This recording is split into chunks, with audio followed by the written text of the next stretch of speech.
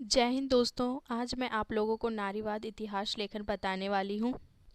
नारीवादी इतिहास लेखन क्या है? नारीवादी इतिहास लेखन अगर पूछा जाए कि नारीवादी इतिहास लेखन क्या है, तो नारीवाद क्या है? मतलब नारियों के हित में लिखा गया इतिहास, या नारियों के स्थिति को दर्शाया गया कि नारियों के साथ क्या अच्छाई क्या बुराई हो रही है, वैसा इतिहास नारीवादी इतिहास लेखन के अंतर्गत आता है। इसमें पुरुषों को साइड में रख दिया जाता है और इसमें सिर्फ नारियों के बारे में, नारियों की स्थिति, नारियों की गरिमा, नारी नारी हित को ही इसमें सिर्फ देखा जाता है। और और नारी की स्थिति को सुधारने के लिए क्या क्या कार्य किया जाए, इस इन सारी बातों को नारीवादी इतिहास लेखन में दर्शाया जाता है। अ, नारीवादी इतिहास लेखन नारीवादी इतिहास का एक और उल्लेखनीय पहलू है। मतलब नारीवादी इतिहास लेखन जो है वो नारीवादी इतिहास का एक और उल्लेखनीय पहलू है। पुरुष प्रधान दृष्टिकोण रहने के कारण समाज में नारीवाद पर नहीं लिखा गया। मतलब पुरुष प्रधान दृष्टिकोण और समाज में रहने के कारण नारीवाद पर कोई भी लेख नहीं लिखा गया। नारीवादी इतिहास लेखन में नारी को केंद्र में रखकर लिखा गया है। मतलब नारीवादी इतिहास लेखन में नारी को केंद्र में रखकर लिखा गया है। ठीक। इस इस लेखन में पुरुष को साइड में रख दिया गया है, इसलिए नारीवादी इतिहास लेखन कहा गया। मतलब इसमें पुरुषों को साइड कर दिया गया है और महिला को ही इसमें, मतलब स्त्रियों को ही केंद्र में रखा गया है और इसका इतिहास लेखन किया गया है। ठीक, इसलिए ये नारीवादी इतिहास लेखन हो गया। ठीक है। बंगाल में सबसे पहले नारीवाद देखने को मिला। मतलब बंगाल में ही सबसे पहले नारीवाद देखने को मिला। बंगाल की स्त्री लोग पहले जागरूक हुई और वे वहाँ पे नारीवाद जैसे चीज़ों का जन्म होने लगा सबसे पहले। ठीक। राष्ट्रीय चेतना भी सबसे पहले बंगाल में ही जगी थी। ठीक, राष्ट्रीय चेतना भी सबसे पहले बंगाल में ही जगी थी।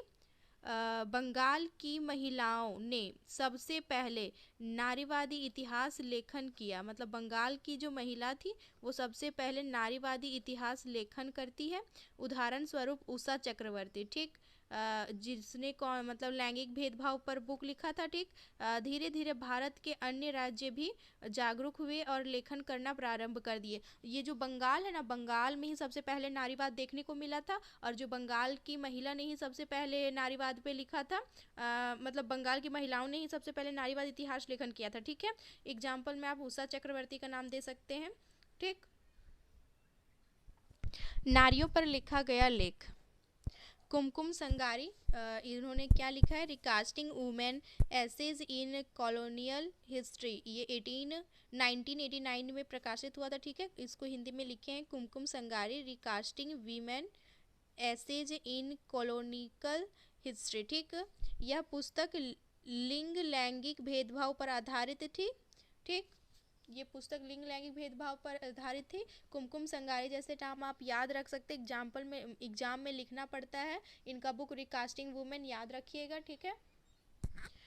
और अन्य लेखकों ने नारीवाद इतिहास लेखन किया। और अन्य लेखकों ने भी नारीवाद इतिहास लेखन किया, जैसे भारती राय, अपर्णा वसु, अरुण तनेजा, के ललिता और मेटकॉफ, इन्होंने परफेक्टिंग वुमेन लिखा है। ऐसे ऐसे ही कई लेखकों ने मिलकर नारीवादी इतिहास लेखन किया है। ठीक। लेखकों का नाम आपको याद रखना पड़ेगा। कुछ कुछ एग्जाम्पल में नारीवाद इतिहास लेखन है तो फिर किन्होंने मतलब नारीवाद पे लिखा ये तो बताना पड़ेगा ना, तो बस कुछ कुछ आपको याद करना पड़ेगा। याद कर लीजिएगा। कुमकुम संगारी, मेटकॉफ, ये सब नाम याद रखिएगा। ठीक है। भारतीय राय, अपर्णा वसु, अरुण तनेजा, के ललिता, ये सब याद कर लीजिएगा। ठीक है। नारीवादी इतिहास लेखन क्या है? नारीवाद की यह धारणा है कि समाज पुरुष दृष्टिकोण को प्राथमिकता देता है। मतलब नारीवाद का यह धारणा है, नारीवाद यह कहता है कि जो समाज है वो पुरुष दृष्टिकोण को प्राथमिकता देता है। मतलब ये पुरुष, इसमें मतलब समाज में पुरुष दृष्टिकोण प्रथम है। ठीक। और इन पितृसत्तात्मक समाजों में महिलाओं के साथ भेदभाव और अन्याय होता है। और इसी पितृसत्तात्मक समाज में महिलाओं के साथ क्या होता है? भेदभाव होता है और अन्याय होता है। ठीक। ये तो है ही कि पितृसत्तात्मक समाज है तो इसमें महिलाओं के साथ भेदभाव होता ही है। पितृसत्तात्मक सत्तात्मक होने के कारण उसका पुत्र जो रहता है उसी को उसकी संपत्ति मिलती है, महिलाओं को कुछ भी नहीं मिलता है उसमें, ठीक है। इस इतिहास लेखन का लक्ष्य महिलाओं के लिए पुरुषों के समान शैक्षिक वृत्ति और पारस्परिक अवसर और परिणाम स्थापित करता है जो पुरुषों के समान है। मतलब इस इतिहास लेखन के द्वारा ना, मतलब इस इतिहास लेखन से महिलाओं का क्या लक्ष्य है कि वो पुरुषों के समान शिक्षा प्राप्त करे, व्यापार में उन लोगों के जैसा कार्य करे, या पारस्परिक अवसर उन्हें भी जिस तरह से पुरुषों को प्राप्त होता है वैसे अवसर उन्हें भी प्राप्त हो, और मतलब इस तरह से भी क्या हो जाएगी, पुरुषों के समान।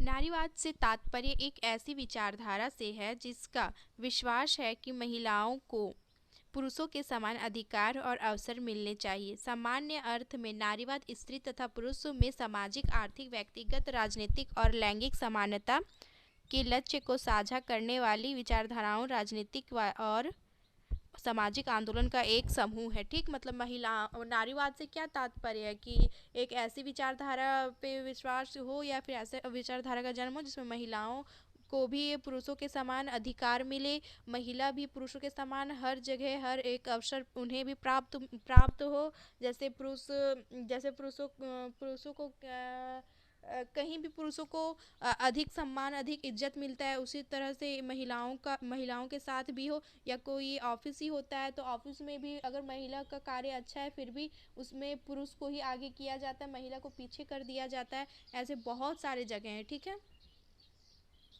पितृसत्ता देखिए, नारी पितृसत्ता क्या है वो देखिए। नारीवाद के अनुसार स्त्री और पुरुष के बीच समानता का मुख्य कारण है पितृसत्ता, ठीक। असमानता का मुख्य कारण क्या है, पितृसत्ता, ठीक। यह एक ऐसी व्यवस्था होती है जिसमें पुरुष को प्रधान समझा जाता है और पुरुष को स्त्रियों के मुकाबले ज़्यादा महत्व दिया जाता है। जैसे भारतीय समाज पुरुष प्रधान समाज है, पुरुष ही परिवार का मुख्य होता है।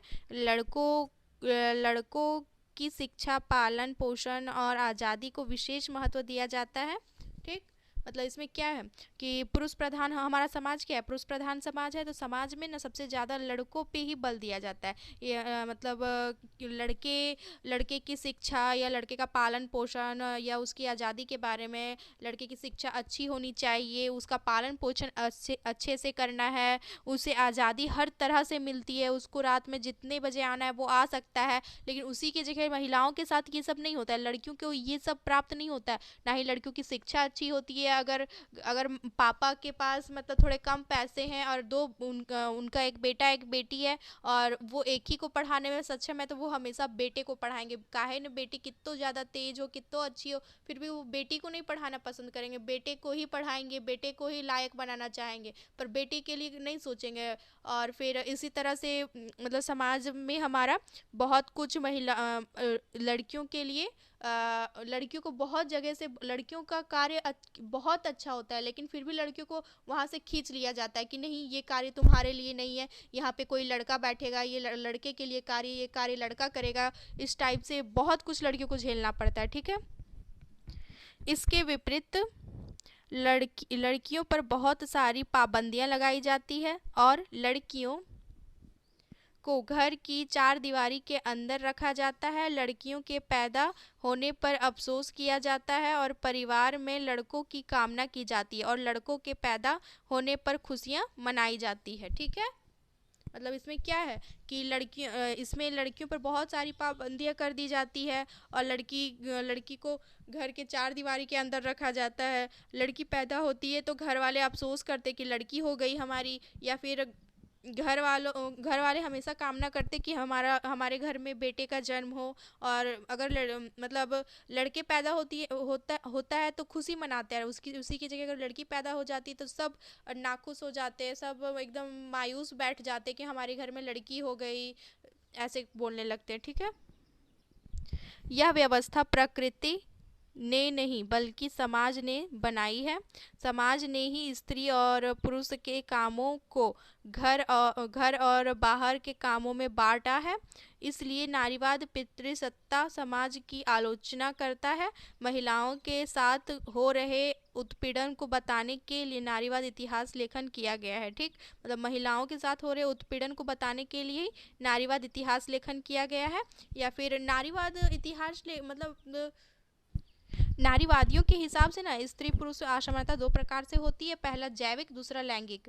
ठीक, जैविक में क्या होता है ना कि जैविक असमानता प्राकृतिक होती है या प्रकृति के द्वारा निर्धारित होती है। एग्जाम्पल में जैसे लड़कियां ही बच्चे पैदा कर सकती है। ठीक, और दूसरा क्या है, मतलब जैसे प्राकृतिक, इसमें जैविक क्या हो जाएगा, जीव विज्ञान के अनुसार या बायोलॉजी के अनुसार इसमें क्या है, ये सच्चाई है कि लड़कियां ही बच्चे पैदा कर सकती है। ठीक, तो ये क्या हो गया, जैविक। इसमें जैविक असमानता इसमें यही आ गया। ठीक, सबसे पहले तो ये प्राकृतिक असमानता है और दूसरा लैंगिक। लैंगिक में क्या है कि इसमें लैंगिक असमानता सामाजिक है, जो समाज ने पैदा की है। ठीक, ये समाज पैदा करता है, क्या करता है, समाज डिसाइड करता है, समाज बोलता है कि नहीं ये कार्य लड़कियों के लिए, ये कार्य लड़कों के लिए। लड़कियां घर का कार्य करेगी, लड़के घर से बाहर का कार्य करेंगे। ये सारी बातें कौन बताता है, ये सारी बातें मतलब समाज बताती है हमें। समाज हमें बताती है कि लड़कियों को घर के अंदर रहना है, लड़कियों को घर के अंदर का कार्य करना है, घर से बाहर नहीं निकलना है, 6 बजे के बाद लड़कियां घर से बाहर नहीं जा सकती। ये सब लैंगिक भेदभाव है। ये लैंगिक भेदभाव कौन करता है, ये समाज करता है। ठीक है, thank you guys, I hope आपको ये वीडियोज अच्छा लगा हो। Thank you.